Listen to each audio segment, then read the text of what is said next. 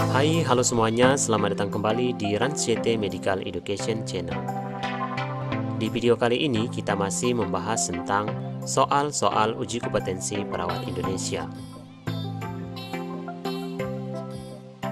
Baiklah, sebelum memulai video ini, alangkah baiknya kalau kita sama-sama mendukung channel ini dengan cara menekan tombol subscribe, like, dan juga tanda loncengnya. Terima kasih dan selamat menyaksikan. Soal pertama. Seorang perempuan usia 35 tahun dirawat di ruang rawat jiwa. Hasil pengkajian didapatkan ada riwayat amuk di rumah. Kalau marah merusak perabot rumah tangga, sering memukul suami. Dalam percakapan dengan pasien, perawat mengatakan, setelah ibu memukul suami dan merusak perabotan rumah tangga, apa yang ibu rasakan?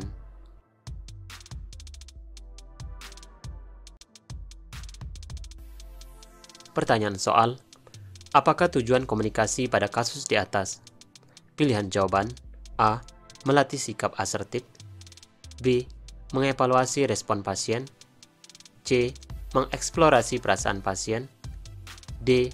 Membina hubungan saling percaya, E. Mendiskusikan akibat tindakan yang dilakukan.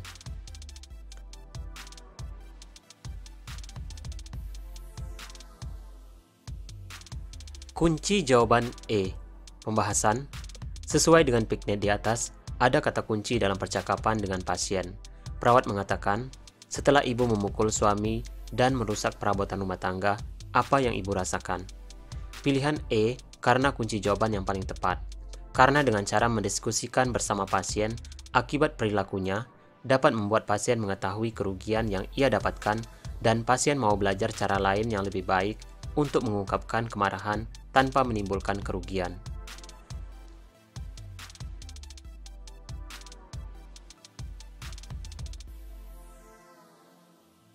Soal kedua.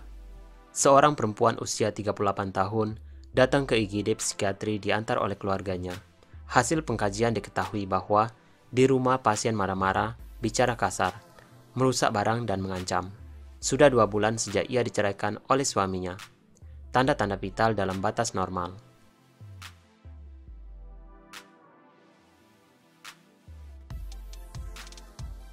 Pertanyaan soal, apakah diagnosa keperawatan utama yang dapat saudara tegakkan?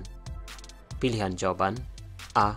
Harga diri rendah kronis, B. Harga diri rendah situasional, C. Perilaku kekerasan, D. Risiko perilaku kekerasan, E. Coping individu tidak efektif.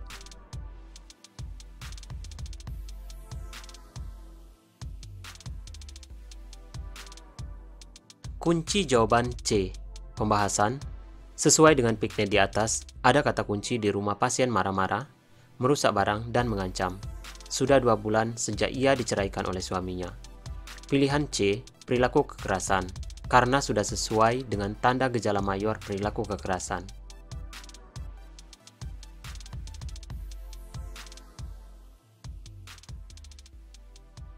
Soal ketiga. Seorang perempuan usia 38 tahun datang ke ruang IGD psikiatri diantar oleh keluarganya. Dari pengkajian diketahui bahwa di rumah pasien marah-marah, merusak barang, dan mengancam. Keluarga mengatakan, sudah 2 bulan klien seperti ini sejak ia diceraikan oleh suaminya dan di-PHK. Tanda-tanda vital dalam batas normal. Setelah pemeriksaan psikologis, dokter memberikan terapi lordomer dan diazepam injeksi.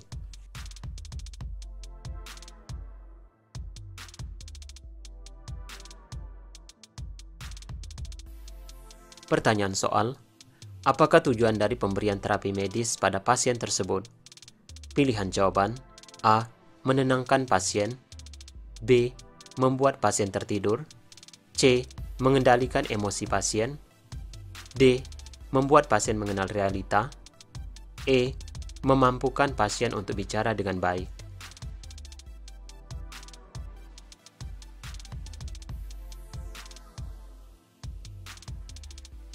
Kunci jawaban A. Pembahasan. Pilihan B, C, D, dan E kurang tepat karena salah satu indikasi dari terapi lordomer dan diazepam injeksi yaitu memberikan efek penenang, sehingga kunci jawaban yang paling tepat adalah pilihan A.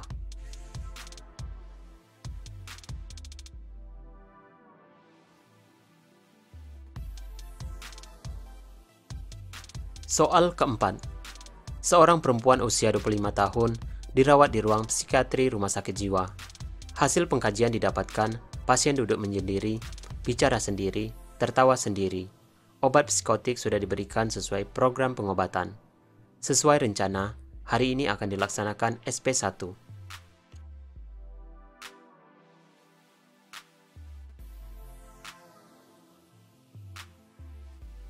Pertanyaan soal: apakah tujuan tindakan yang diberikan pada kasus di atas?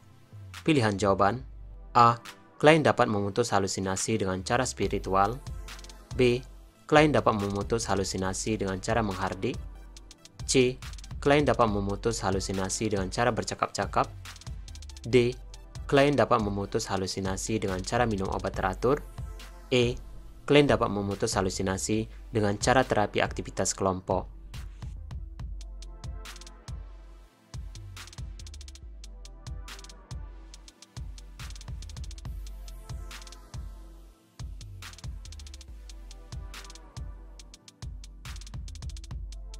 Kunci jawaban B, pembahasan. Kunci jawaban yang paling tepat adalah B, karena SP1 dalam halusinasi yaitu dengan cara menghardik. Sedangkan pilihan A, SP4, risiko perilaku kekerasan. Pilihan C, SP3, halusinasi. Pilihan D, SP2, halusinasi dan risiko perilaku kekerasan. Sedangkan pilihan E, SP3, isolasi sosial.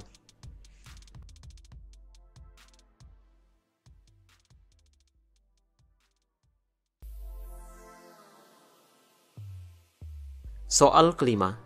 Saudara sebagai perawat pelaksana di ruang bedah yang diberi tugas oleh ketua tim untuk melaksanakan asuhan keperawatan terhadap 2 orang pasien yang mengalami kecelakaan lalu lintas. Kemudian saudara melakukan pengkajian data dan menetapkan prioritas masalahnya.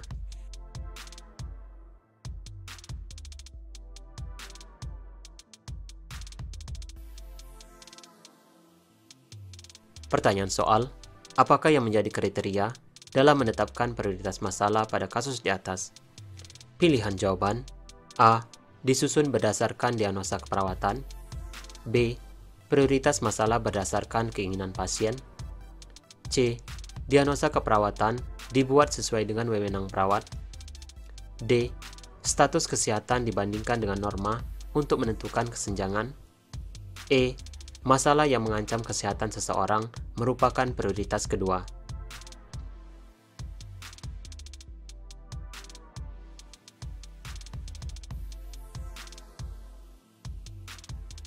Kunci jawaban E, pembahasan.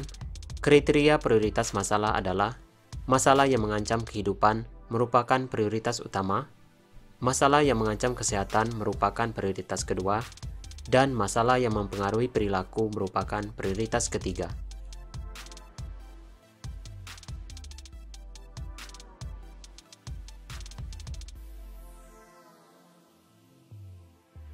Soal ke-6.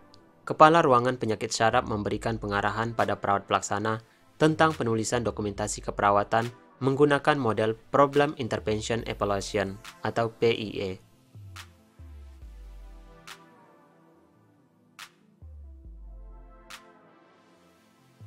Pertanyaan soal: apakah yang harus dituliskan dalam kolom problem pada model dokumentasi tersebut di atas?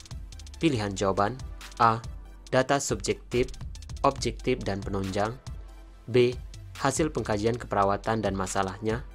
C. Diagnosa keperawatan, tujuan, dan kriteria hasil. D. Identitas pasien, nomor register, dan riwayat kesehatan. E. Masalah keperawatan, rencana tindakan, dan implementasi.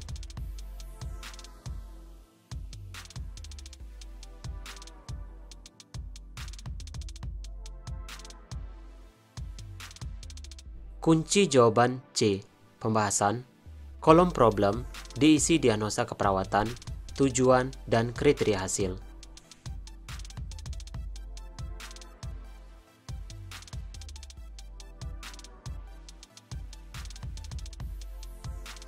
Soal ke-7. Seorang perawat pelaksana di ruangan anak ditugaskan oleh ketua tim untuk merawat seorang pasien. Perawat tersebut melakukan pengkajian. Data yang diperoleh: suhu badan 39 derajat Celcius tidak mau makan, dan rewel.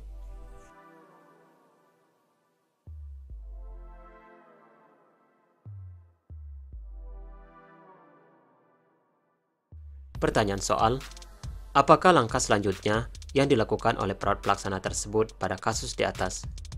Pilihan jawaban: A. Menentukan tindakan keperawatan, B. Menentukan tujuan keperawatan, C. Menentukan prioritas masalah, D. Menentukan kriteria hasil, E. Menentukan rencana.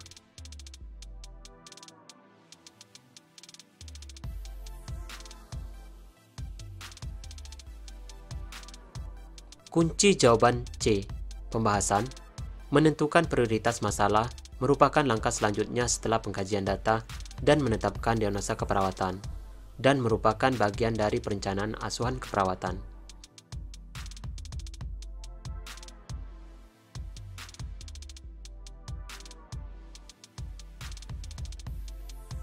Soal ke-8. Sebagai seorang perawat pelaksana di ruang syaraf, saudara ditugaskan untuk merawat pasien dengan tingkat ketergantungan partial care. Pertanyaan soal, apakah tingkat ciri dari ketergantungan partial care tersebut? Pilihan jawaban: A. Hampir tidak memerlukan bantuan dalam personal hygiene, B. Membutuhkan bantuan satu orang untuk naik atau turun tempat tidur, C. Mampu berpakaian, berdandan dengan sedikit bantuan perawat, D. Memerlukan observasi TTP setiap jam setiap harinya, E. Memerlukan observasi TTP setiap 8 jam setiap harinya.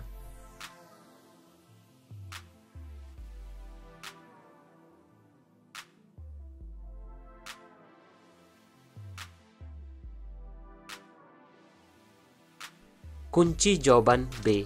Pembahasan. Yang dimaksud dengan kategori partial care adalah pasien dibantu dalam kebersihan diri, makan, minum, atau ambulasi. Selanjutnya observasi tanda vital dalam 4 jam, pengobatan lebih dari 1 kali, pakai kateter Foley, dipasang infus, intake output dicatat. Selanjutnya pengobatan perlu prosedur.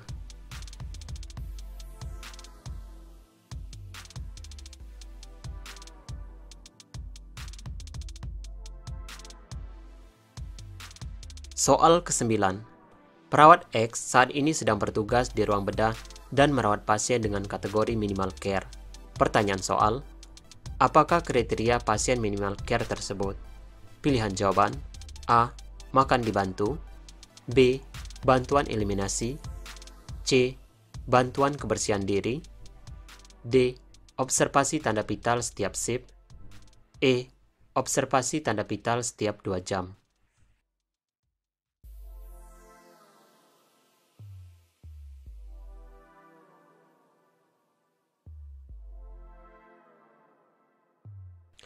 Kunci jawaban D. Pembahasan. Kategori minimal care atau perawatan mandiri, kriterianya adalah dapat melaksanakan aktivitas sendiri, akan tetapi perlu diawasi ketika melakukan ambulasi dan perlu observasi setiap shift dan persiapan prosedur.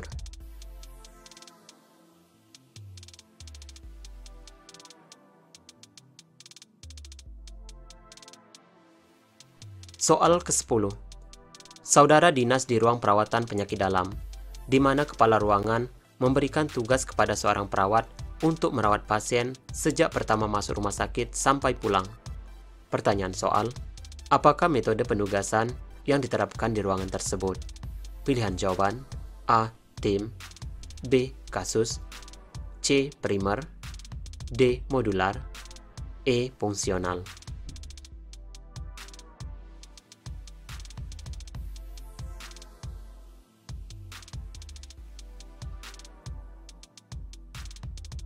Kunci jawaban C. Pembahasan. Metode primer adalah di mana satu orang perawat bertanggung jawab penuh selama 24 jam terhadap asuhan keperawatan pasien, mulai dari pasien masuk sampai keluar rumah sakit. Ini mendorong praktik kemandirian perawat, ada kejelasan antara pembuat rencana asuhan dan pelaksana. Metode primer ini ditandai dengan adanya keterkaitan kuat dan terus-menerus antara pasien dan perawat yang digunakan untuk merencanakan, melakukan, dan koordinasi asuhan keperawatan selama pasien dirawat.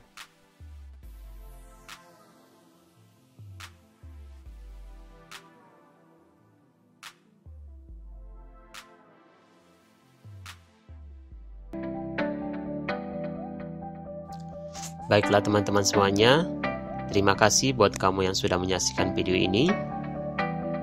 Buat kamu yang suka dengan video ini, jangan lupa untuk menontonnya berkali-kali biar paham. Dan juga buat kamu yang suka dengan video ini, jangan lupa tekan tombol subscribe, like, dan juga tanda loncengnya. Biar kalau ada video terbaru dari saya, kamulah orang pertama yang akan mengetahuinya. Sampai jumpa di video selanjutnya.